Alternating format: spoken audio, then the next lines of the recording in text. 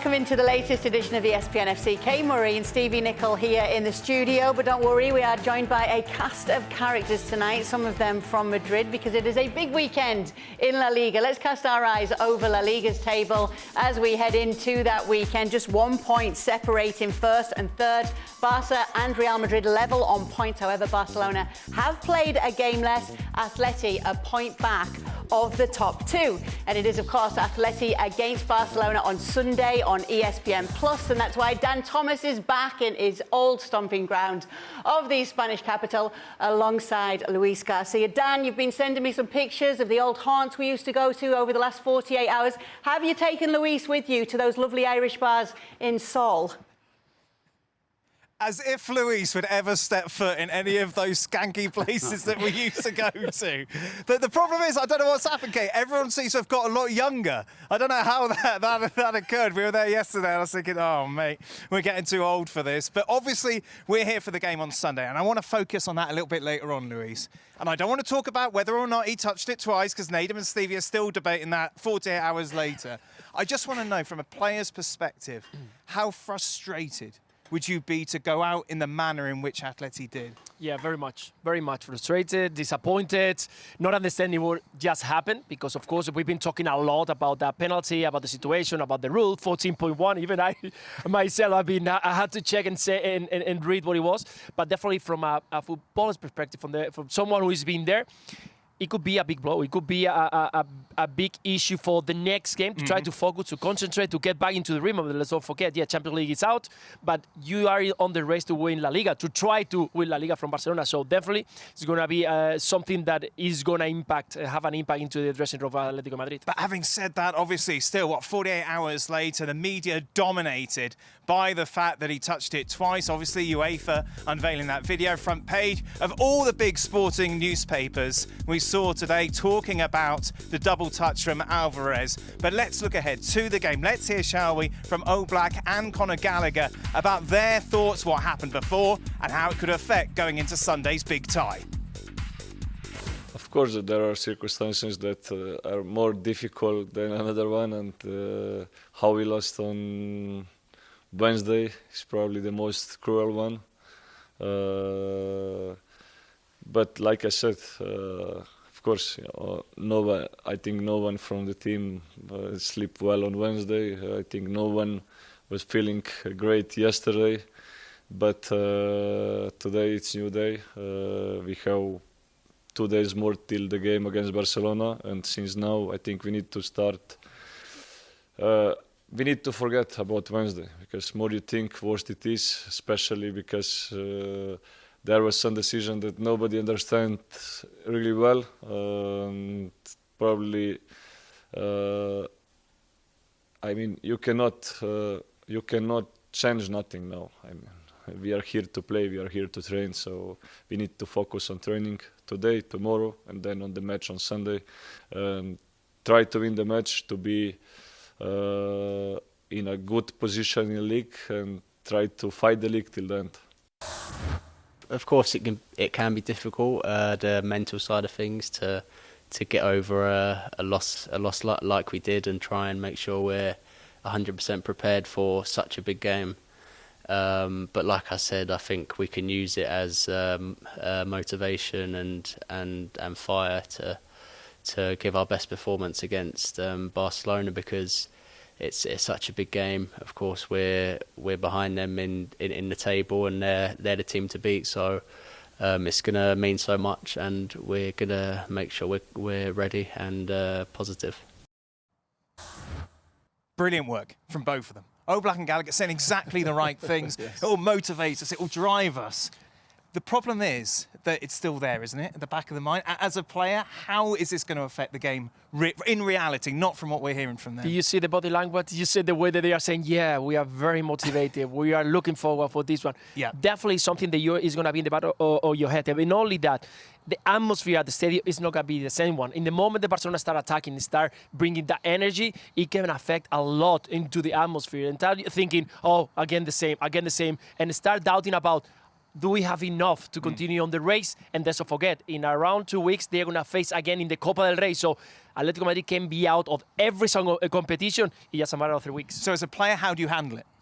You need to try to not forget, just to focus on what you have to do. You have in front of you one of the best teams in form, and you need to do whatever you do the best. I know that Simeone is going to try to bring the players at the back, put that low block, and try to make those counterattacks, but it's going to be that enough, because now the atmosphere at Atletico Madrid, they want something else. They want attacking, they want energy, they want to create something. Atletico Madrid maybe is not ready, mentally is not ready, because the doubts are going to be there. So it's not going to be definitely easy for a player to focus and change everything that has happened the last couple of days and focus on one game. And it's so different, isn't the preparations that these two sides have had going into this tie? For Barcelona, it was easy. It was such an easy victory against Benfica. All the hard work was done in the first half to see them through to the next round. And of course, this has been a Barcelona side who've been absolutely flying in 2025. Different to what we saw after the Clasico. That's where they most definitely had their wobble. But they go into this surely now as big favourites to win La Liga title. Let's hear, shall we, from Robert Lewandowski. You know, always if you're playing against Atletico, especially in Madrid, playing at home, they are always very dangerous. They're playing very well in defensive. They're playing very well ones against ones, and you don't have so many space in the box. So if you have the opportunity to score the goal, you have to score the goal, because sometimes I saw so many games that the teams had so many opportunities to score the goal. They didn't score the goal, and in the end it was a tough game, because Atletico, if they found the moment that they can beat you or they can hurt you, they gonna waiting even the last minute. So because of this, we have to be one step earlier and trying to playing our football. And I know that Atletico was playing in Champions League, 120 minutes penalty, but for us it's not important. We know what we have to do, we know what we want to do, and we have to show it this on the pitch. Just a reminder exactly what has happened between these two sides. Obviously, in La Liga, Surloff, that late winner after Barcelona completely dominated throughout the tie at Montjuic. And then, of course, that 4-4 draw in the Copa del Rey. What sort of game are we more likely to get? That open, attacking one we saw in the Cup, or one in which Barca will go and dominate? I expect more about the second game, the one that Barcelona was attacking, was creating, but it was Atletico Madrid the one who took the advantage with that fantastic run in the last minute, because right now, Atletico, I don't see just the mentality of Atletico Madrid. When they play against the top teams, they try to cover themselves, they try to be ready on the counter-attack, they try to use the rotation on the players. We've seen Simeone doing many times. When they are feeling in danger, just get compact and wait for the transition, quick transitions. Correa is not going to be there, so he's one important player in the second half cannot be there. So Atletico Madrid needs to focus on what is going to happen in the first 20-30 minutes. If they can manage to handle the situation and maybe score a goal like against Atletico Madrid, Barcelona will start open again, and they can use that space to run. He's in a fantastic form right now. You can see that he is enjoying playing once again. A player who has been kind of forgotten for quite a while, and now showing his best. And it's Lamine Yamal. We was talking about that goal, obviously, that he scored, comparing it to similar ones that he scored in the Euros as well. Him and Rafinha and Lewandowski. This is where Atleti are really going to focus. Where, of course, we thought they were going to focus on Wednesday, but we didn't see that sort of attack from Vinicius or Mbappe. You get a feeling you're definitely going to see that from the league leaders today. Yeah, definitely. I think that those three are the ones, important ones, because they are the ones who finish their play. But Pedri, what about Pedri? We haven't even talked. He's the one who runs the whole game. He's the one who gets the tempo. And those runs from Dani Olmo into the spaces to get the pockets in between the lines. Right now, this Barcelona is not only about those three players. I know that they are the ones who get the highlights, but the whole team is feeling so comfortable, feeling so confident, and it's very difficult to stop it. Also, again, we'll look back to the bench, and they got players who can change the game as well. What does this mean on Sunday for the title race, this game? I don't think that is going to be the end for neither of them. Of course, Barcelona winning is going to get 4 points ahead of Atletico Madrid. It's still a long way, let's not forget. Barcelona is going to continue in the two trophies, so rotation have to work. They can get tied. They can get a moment where they are not, or they drop points, and they are in a very close gap. So I think that it doesn't matter. Even Atletico Madrid losing, I still think that they can continue Do you think chasing. so, Luis? Yeah, I think Take a look at the odds. Obviously, Barcelona are favourites, and they seem to have it more together than the two other sides, I think, in this race at the moment. Going into this tie overall, It is Barca who are favourites at 5-2, Atleti at 2-1. I'm going to ask your prediction, Luis. It's kind of a Luis Garcia bowl, isn't it? Atleti, Barca. Yeah, this is where you just say a draw and move on and then go out for the rest of the evening. Of course, I think that at the moment that Barcelona is, even though playing at the Metropolitano, that normally Atletico Madrid feels so comfortable, I think the Barcelona is still just too strong at this stage for Atletico Madrid. So I will go for 2-1, 3-1 for Barcelona. Yes, we now welcome in Don Hutchison and Julian Laurent as well. Do not worry, Jules, we will be getting to PSG very, very soon, and rightfully so as well. But let me start with you, Stevie, on how those players and how Liverpool are going to get over a disappointment like that to ready themselves for this clash. Do you know, in some ways, it's good that they're playing in a cup final because you're forced to getting over it. You know, had they been at home to an Ipswich, for example, where everybody thinks they're going to win, they should win, all you've got to do is turn up and win, that could have been a really dangerous situation. The fact that this is a cup final, the fact that they've been below their own standards recently, means that they absolutely 100%, I don't think will have any trouble getting up for this mentally. So you're OK on that side of things? No, listen, if you'd asked me this 3 weeks ago, after we'd just beaten Newcastle at Anfield comfortably 2-0, I would be a lot more confident, let me just put it that way. It's going to be tight, that's for sure. But I'm still confident. Both sides are missing players. Don, Trent Alexander-Arnold will not be available for Liverpool. They could be without a recognised right-back for this clash. They could be. Arne Slot was talking about potentially playing Curtis Jones at right-back instead of Gerard Kwanzaa. And I take you back to the game at St James's Park, the 3-3 game. And Joe Gomez played on the right side at centre-back and Gerard Kwanzaa played at right-back. And both of them had an awful day. It was a crazy game and Liverpool were way off it. They were 1 down to an Alexander Isak strike. Then they were 2-1 down and the 3-3 in the end was a crazy game. So I think Arne Slot's probably got that in the back of his mind. Does he want to play Kwanzaa at right back when potentially he might do something a little bit tricky and play Curtis Jones? You're right, both teams have got injuries and suspensions in Anthony Gordon's case. I think I'm with Stevie. I think probably a week ago, Liverpool would have been massive favourites to win this game. But the fact that mentally the PSG game would have took so much out of them, because I actually thought Liverpool played really well at home, but over the balance of the 2 games, PSG deserved to go through. But this is a game where they've got to be up for it. They will be up for it. Stevie's bang on in terms of who they play next. Rather a cup final than an average Premier League side where the adrenaline wouldn't be in them. It has to be in them for a cup final.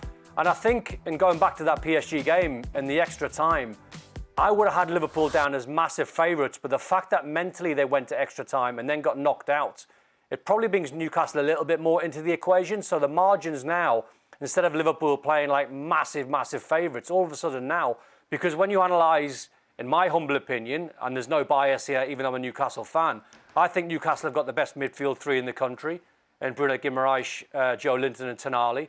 They've got the best striker in Alexander Isak, that's in form in the Premier League. So all of a sudden now the margins come that little bit closer towards Newcastle. Before we do get to Newcastle, obviously you just heard Don say that he is a Newcastle fan. We obviously know Stevie's history with Liverpool. Jules, you're the neutral here. Just from a neutral's perspective, who do you want to see win this game? I don't want to see any, like, whoever is best on the day. I don't have any preference on who wins it. But I think the boys are right. I don't think there's much going into the final for sure. I think if you Newcastle, you remember the 3-3 more than the 2-0 defeat, of course, at Anfield. But you also have watched Liverpool lost against PSG and what PSG did well in that game on Tuesday night in terms of intensity, in terms of press resistance too. And then that's where I'm with Don in the fact that this midfield battle, and we talk a lot in a lot of previews of games that we do, of course, the midfield is so important. But you will have McAllister, Gravenberch and Szoboszlai very likely against Guimaraes, Joe Linton and Tonali. And this is where if Newcastle can really put Liverpool under pressure, can put McAllister and Gravenberch under pressure, if they can have that intensity like PSG had, and if they can also resist to the intensity that Liverpool will put on them, like Vitinha and Joe Neves, for example, did on Tuesday night, then I think Newcastle will really be in the mix to win this game. But I will still make Liverpool slightly favourite because they've obviously been there before. It's a long time since Newcastle have been waiting for a trophy now, since 1955. The pressure and the expectation of finally being the team to deliver and bring something back to Newcastle is heavy to carry as well. So for me, just Liverpool slightly favourite. Don, are you putting Newcastle's midfield over Liverpool's? I am personally. I think when they're on it, I think they're the best midfield three in the country. I think Liverpool's midfield players are fantastic. Of course they are, but in my opinion, I think Newcastle have got the best three. I don't think so. Listen, what I would say is that right now, Liverpool's three aren't at their best. That's what I would say. I don't think you can doubt that. And what I would say about Newcastle's three is, if they're all at their best, then you're talking about a trio that is to be reckoned with. They've got a little bit of everything. They've got strength. They've got a little bit of guile. They've got a little bit of everything. But the problem with those three and Newcastle in general is that they're too up and down. That's why they're pushing to get in the top four, and the reason they're not sitting in the top four is because the team and those three, every time they step on the field, aren't at it. And that's the key. Liverpool's midfield is jaded and struggling a little for form right now, but Newcastle's might not turn up. That's what we don't know. Yeah, well, let's get to what's at stake for Newcastle. Obviously, as you heard Jules mention, we'll go way back in history. It's their first chance to win a first major trophy since 1955. It's a second cup final in 3 years. Obviously, same competition, 2023, against Manchester United. Here we're looking at Newcastle's trophy history, and you are going way back to 1927 for the First Division, which is the Premier League these days. Even I don't remember it. 1955. Promise I'm not gloating here, Don. Tell us a little bit, as a Newcastle fan, though, how important it is to have this shot and to win this game.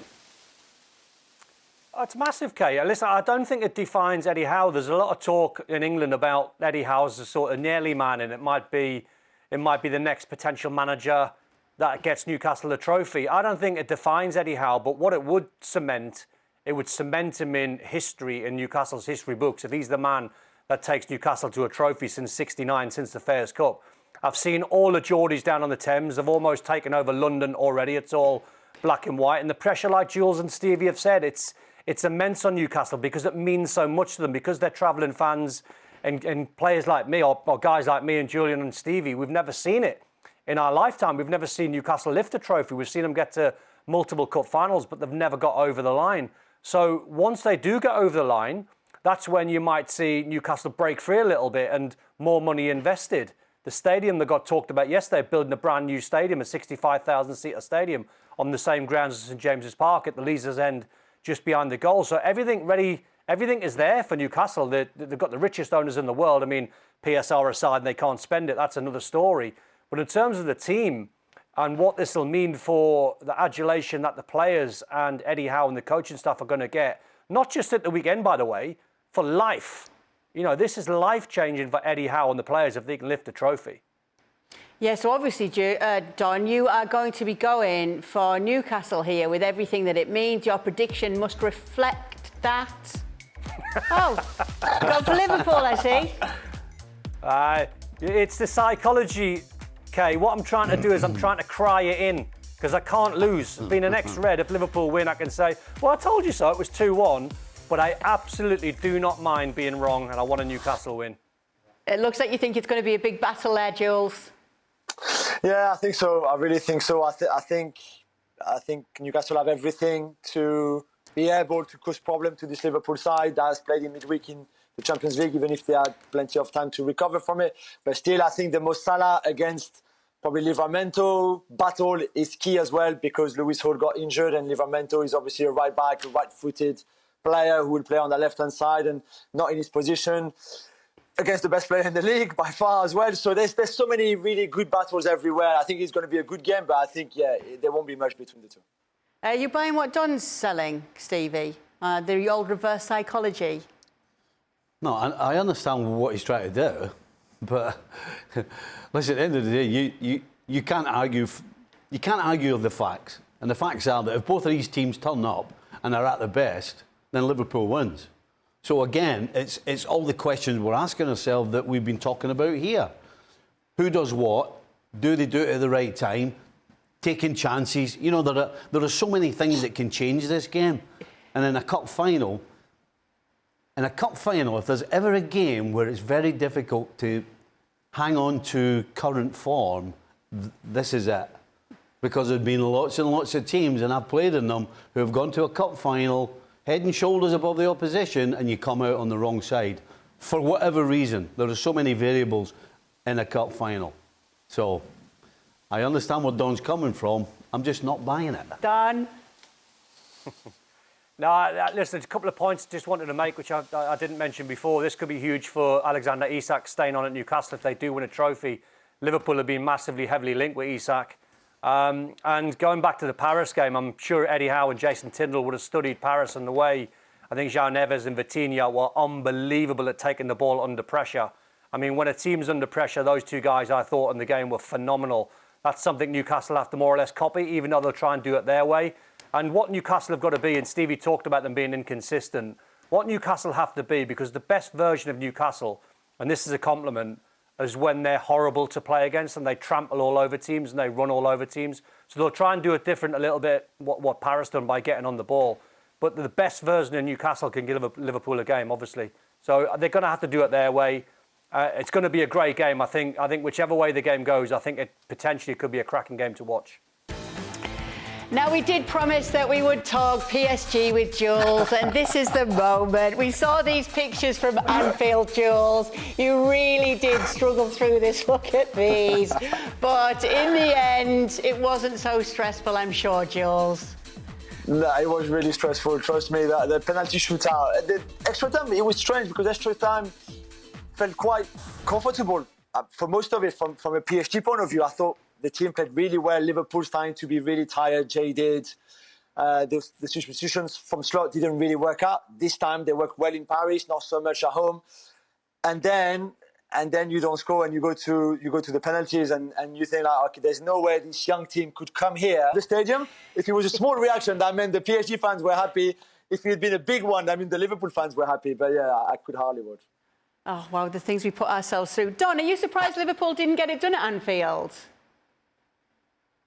No, not really. I think on the balance of the two games, Paris deserved to go through. I think it was a brilliant game at Anfield because, I mean, listen, you could argue it depends how you see the game because PSG should have been well clear in the first game. But if we go to the second game, Mo Salah had one off the line which he should have scored inside 5 or 6 minutes. Mo Salah had a chance where, in my opinion, he should have went down and would have got a penalty, but he stayed on his feet and tried to finish it when he bent it round the corner. Could have been 2. Second half, Kvaratskhelia cleared one off the line, I think, from a Mo Salah at the far post. So Liverpool created so many chances to win the game. But PSG did as well, you know. They created some really good chances. I think it was a game where you can look a little bit deep sometimes into the tactical side of the game. It wasn't a tactical game for me. It was 2 top teams, 2 stellar sides, 2 of the best 5 teams in the tournament, head-to-head, going for the win. When you look at the whole balance of when you take your sort of red-tinted glasses off, you want Liverpool to win, and they were outstanding in the second game for 20 minutes. Then PSG come back into the game. Then the first 20 minutes of the second half, it was all Liverpool again, then PSG. But Jules nailed it. Once it went to extra time, they looked fitter, they looked sharper. They looked like the team that was going to go through. But you can't hide that over the 2 legs, Paris definitely deserved to go through. But I thought Liverpool went out the right way. Rather that than going out on a limp, you know, losing 1-0, and they're not sharp, and they're not at it, they're not creating chances. They went out all guns blazing, so it was a terrific couple of games. Yeah, Jules, when we talk about a player like Dembele right now, if we're looking at the informed players across world football right now, where is he? He must be right up there with the best players in the world right now.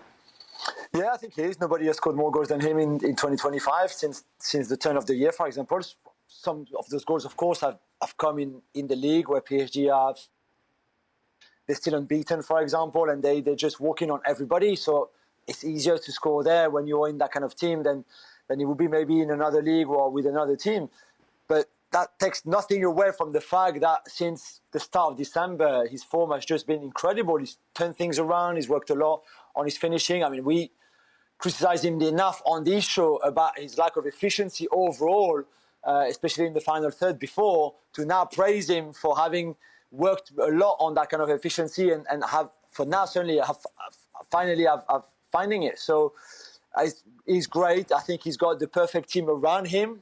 He's got wingers in Barcola, Kvaratskhelia, Doué, who provide so much to the team. And then he's there usually to finish everything great that the rest does. And then when you have a midfield of Vitinha and Neves especially, and then whether it's Ruiz or Zaire Emery behind you as well, that helps. And we see his movement and his intelligence on the goal that he scores at Anfield, where he drops into that pocket where Virgil is not sure to come. Szoboszlai and Konate are following the Neves run. And then he turns Barcola, and yes, there's a misunderstanding, clearly a miscommunication between Konate and Alisson then, and he gets a bit lucky. But he's still there at the start and at the end of that move. So it's a wonderful time for Ousmane to play at this level. Jules, let's take a look at the onward journey then in this competition for PSG. It's Aston Villa next up for them, but it is looking good so far. They're certainly looking good. Yeah, they're looking very good. They've grown a lot. And again, we've talked a lot about them in the first stages of this league phase of the Champions League, where they were sometimes playing well but not winning, not scoring their chances, and Luis Enrique came for quite a lot of criticism back home as well. On like he was telling us something that was just not happening on the pitch just yet.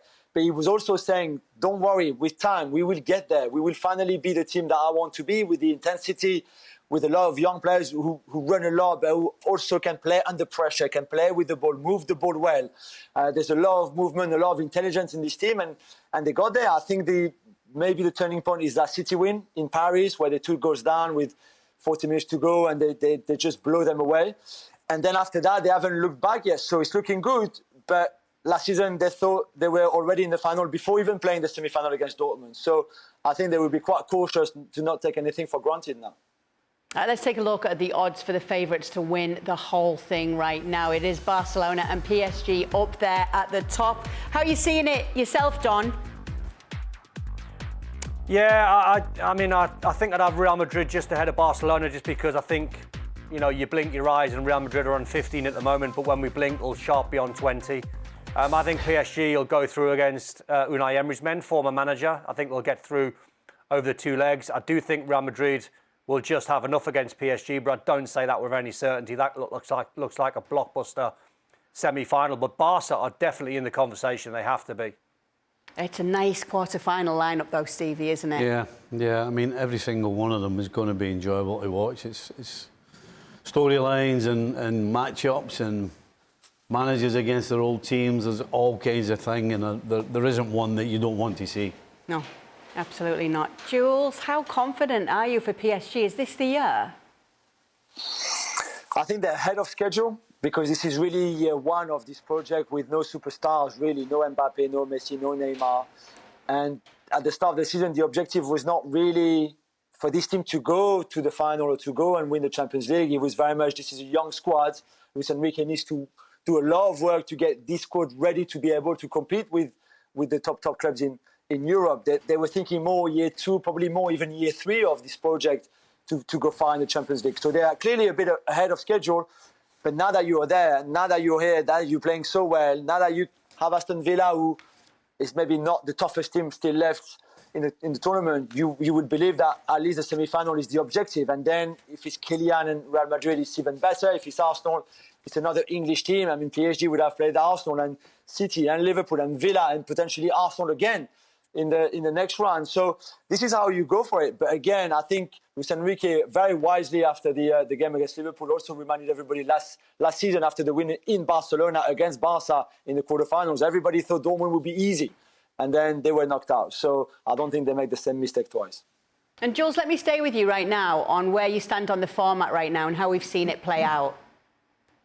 I think it's been great. I think we had a lot of I thought the league phase was really interesting. Okay, there might be things, maybe not to change, but to look into. I understand the frustration. I saw Jamie Carragher, for example, on Tuesday night after the game, who said, how it should not happen that Liverpool finished top of the league phase and faced PSG in the last 16. And I completely understand that. It happened because PSG was so bad for most of that league phase that they ended up in a position where they could face the top team in the league phase, but that it felt a little bit harsh from a Liverpool point of view to face a team as strong as that when you've battered everybody and were super dominant, by far the best team in that league phase. So there's maybe a few things to tweak there and there, but I thought it's been very exciting. I thought the draw for the last 16 was the best draw we've ever had in Champions League history. And now, like Stevie said, and UK, the quarterfinals are so tasty on paper that I think so far this is working. Go ahead, Don. No, I love the new format. The only thing I can't stand about it, I don't know if the boys agree, but I can't stand the fact that who you're going to play in the next round. I like the jeopardy, I like the draw. If you're PSG and you just got through against Liverpool, you want to sit there and the draw comes through, and as a player, fans, coach, manager, you get the draw come through and you go, oh, yeah, we got Aston Villa, whoever it might be. I don't like this sort of tennis style where you can sort of not plot your way, but at least you know home and away what team you're going to potentially play, quarter-final, semi-final and final. I still like the jeopardy of a draw.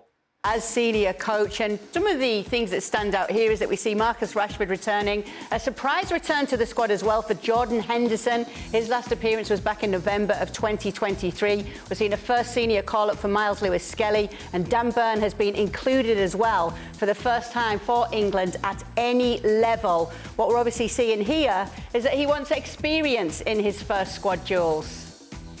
Yeah, absolutely. Kyle Walker is obviously in there too, which I don't think was a given. There's a few injuries. I think if Alexander-Arnold was fit, I'm not sure we would see Kyle Walker maybe in this squad, but he explained it very well that for him it was a no-brainer to call up Jordan Henderson, to bring him back after 18 months away from the national team because of that leadership, the experience, things that we've highlighted a long time ago with Jordan.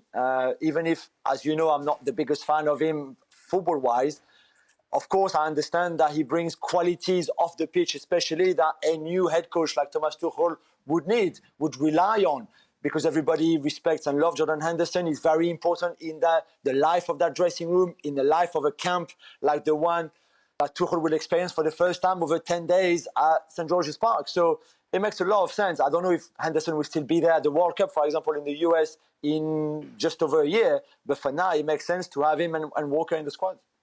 Yeah, obviously World Cup qualifiers coming up, and we'll get a first look at Thomas Tuchel's England side. Now, something that is a very special day, and I don't know if you know this, Stevie, is today it is International Pie Day.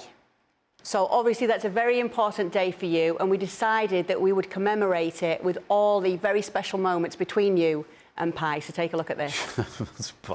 It would only be Steve Nichol's birthday with a shepherd's pie.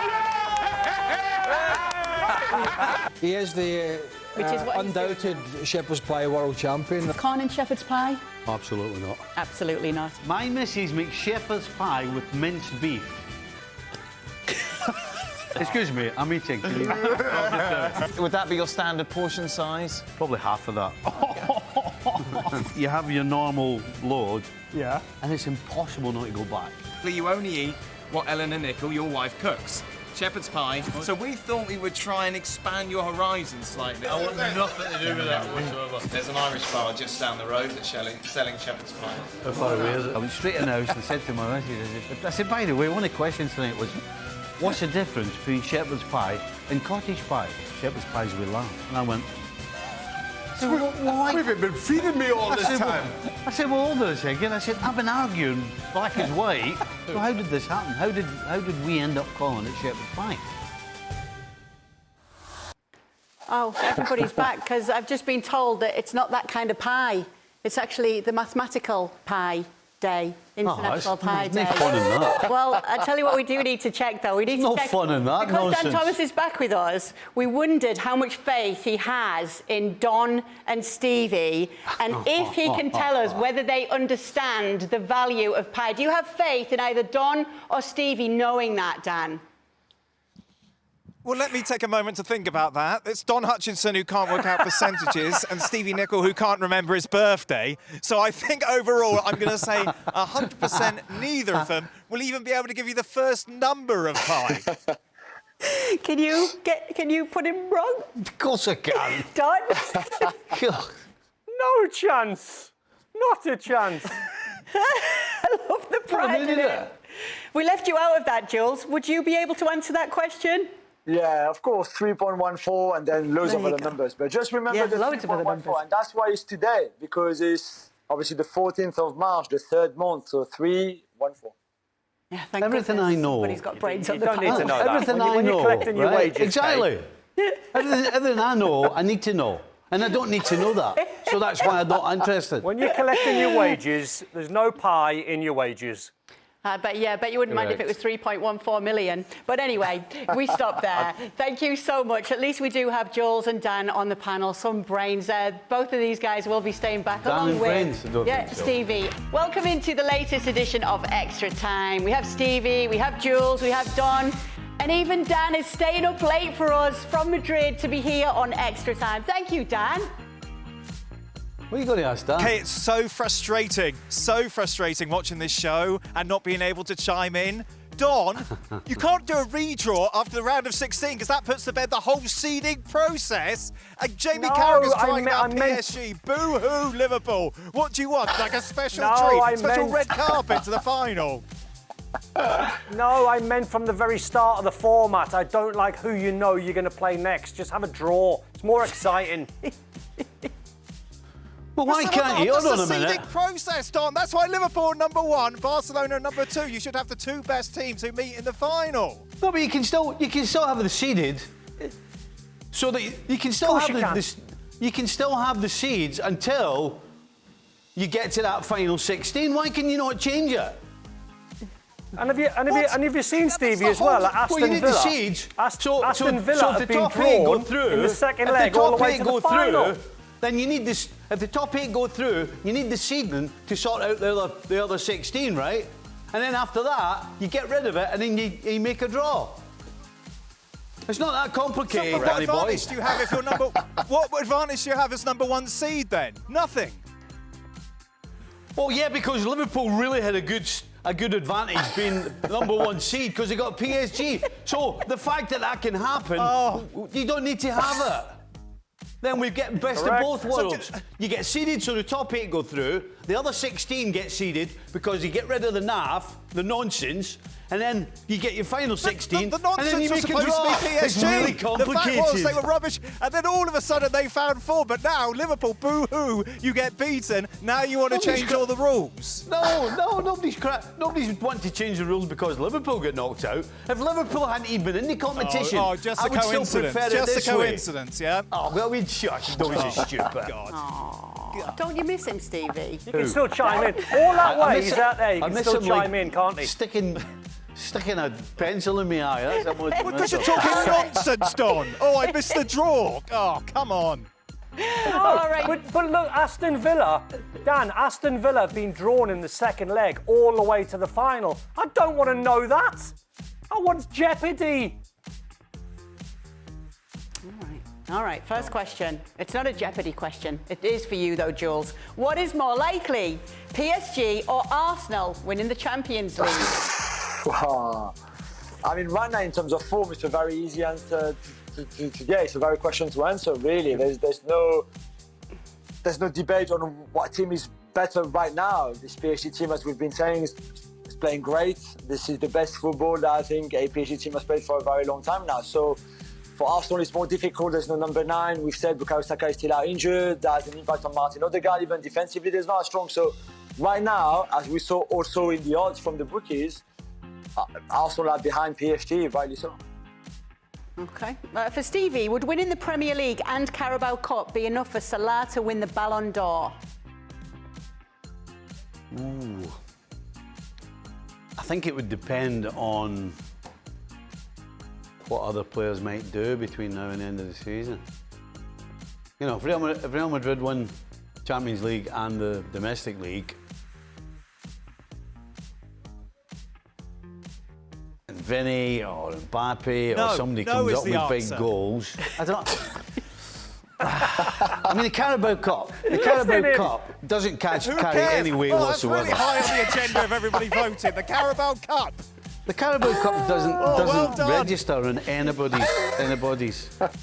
thingy. Can you hear him? Can somebody take the talk? We've got a. You know what it's like? It's like having a bee that keeps flying around your head and you're trying to knock it away, and it keeps coming back and annoying you. That's what Thomas is. The next one is for Dan Thomas. Dan, did you see today's picture of us all? Yeah, you did, because you obviously shared the story. Where is that fantastic tan from? That is Cavos 2006 at a Club 1830 party. Oh my Look at that. days. Definitely fresh from the phone party there. Definitely. How many buttons have you got open in that shirt and that? I don't think any of the buttons were used, Stephen. I think it was there for everyone to see. Showing your muscles off. Eh? Yeah, well, lovely. We do have somebody called Dan's Madrid Tan in asking, are England going to win the World Cup with this squad under Tuchel? This is Dan's question. Oh my God! I'll do it, Dan. Got a better chance to win the Champions League. Well, that's easy. The answer's no. Right, next question. The answer's no. Right, the next answer question. is no. Have you seen the defenders? Goodness me, terrible. No chance. All right. Oh, for all, best night out story, either while playing or broadcasting, especially since Dan Thomas is back in Spain. All right. Well, let me start with Don, because I'm going to do Dan last here. I'm not sure I can repeat my best stories on air, Kay. All right, be careful. No, I remember. I remember every one of them, and they can't be broadcast. They're too wild. They're too nuts. All right, Jules. There's been a few as well. Maybe I guess the 2000 Euros final. We went out that night to watch the game in a bar in Paris with all my group of friends, and obviously for a long time, Kay, as you know, it didn't go so well for France. And then the bar literally exploded when Trezeguet scored the winning goal, the golden goal.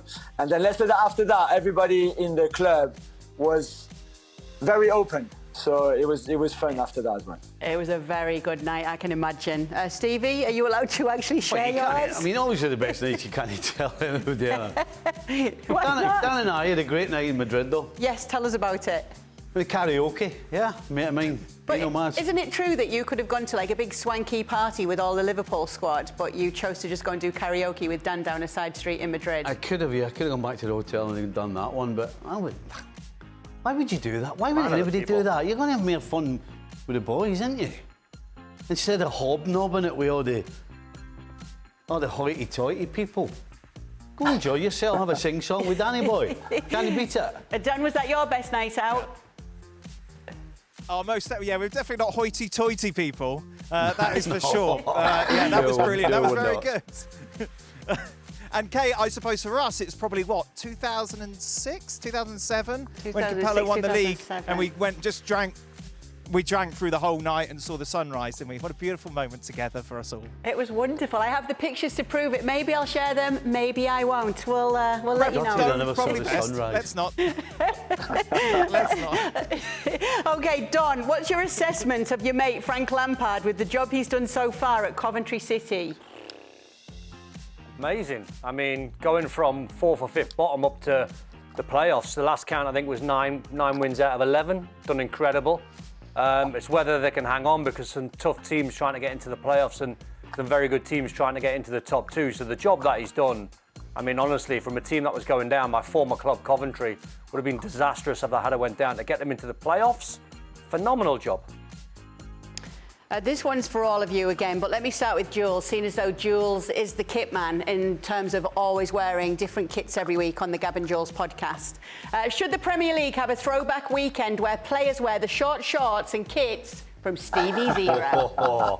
I would love that. Like, tell me where to sign, and I'll sign the petition for that. I mean, the tight shorts, maybe not everybody's cup of tea, but I wouldn't mind, to be fair. But I think the shirt from Stevie's time and Don's time as well were so much more stylish than most of the shirt. Not all of them, but most of the shirt that we see today. Do you ever wear the short shorts these days, Stevie? These days? well, they look like got them on short now. shorts, but they're actually not short shorts. I just make them look like short shorts. You can't. They're actually double XLs, but they look pretty tight on me. Yeah. Oh man, Dan, you like wearing shorts to restaurants? I do like wearing shorts to restaurants, indeed, Kay. That's a wonderful point. Are you about these old kits, Dan? I don't know. I'd like to see them play with the old ball. Stevie would get very excited by that fact, because that's all he talks about these days. That would be interesting. That would be interesting to see them playing with the old balls.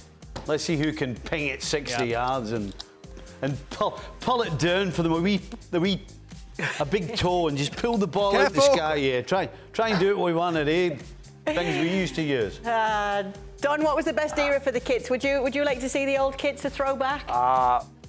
Kay, honestly, I've been saying this for years. I think there should be a day, whether it's like Boxing Day or like New Year's Day, where everyone, all the teams wear their vintage kit and then like sell them off for charity. Because I think it's, you know, some of the vintage kits over the years from whenever, from the 60s, 70s, 80s, 90s, there's been some legendary kits.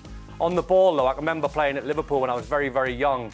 And I can't remember what the generic ball was around the Premier League at the time, but there was only 2 teams that played with the Adidas Tango ball. It was Liverpool and Arsenal. And it just felt like special whenever the Tango ball come out. But the vintage kits, for me, I think would be a great idea to play them, have one day a year, and then sell them all on for charity. Very nice. OK, which is most likely to occur again? Jules bringing back that haircut or Dan getting that tan? Obviously, that's to do with the picture today. Let me start with you, Jules. Will we be seeing that haircut again? No chance, but Dan's tan. I think he must have been very red before being kind of brown in the photo. So surely Dan's tan more than my hair. Dan? Oh, hold on a second. Who said Dan looks brown? He looks red. Well, what, do you honestly think that he used sunscreen? I don't think it would matter. Just go red anyway. No, go on, Dan. Jules has got a bit of. Jules has got a little bit. Is it Javier Bardem about him in that haircut? No, very swanky. no. You know what I mean? It's Gerard Depardieu. No. Gerard Depardieu. Who's the guy that was in? Who's the guy that was in No Country for Old Men? Yeah, Javier Bardem, yeah. Javier Bardem. You've got a bit of Javier Bardem about you there, Jules. Very handsome. Thank you. You know, if it's like my wife is almost Penelope Cruz, so I'm happy. Dan, the tan. Well, how come you're getting away with all this, Murray? Eh? What was it called? What was the Borough girl called? Babe. The Borough Babe. The Borough Babe. Borough Babe. Oh, yeah. What's the Look at Borough that. Babe? So naturally and casually around the pitch. Hey. I wonder what happened Why that is the year. She Borough was the Babe? Borough Babe. I wonder what happened in 2004 that season. Hey, there wasn't a lot of competition.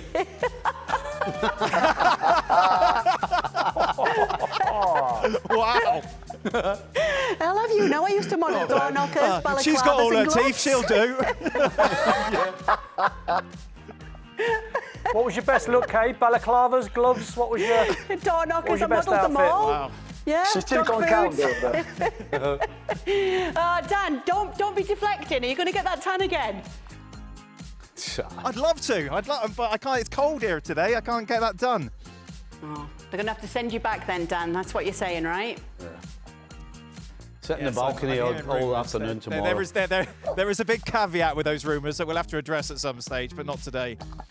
Oh, OK. Yes, I look forward to hearing that. And we look forward to hearing more from Dan and the rest of our boys. But don't forget, Dan will be on our coverage all weekend from Madrid ahead of the big game between Atleti and Barca on Sunday. Make sure to be with us tomorrow for all the build-up to that.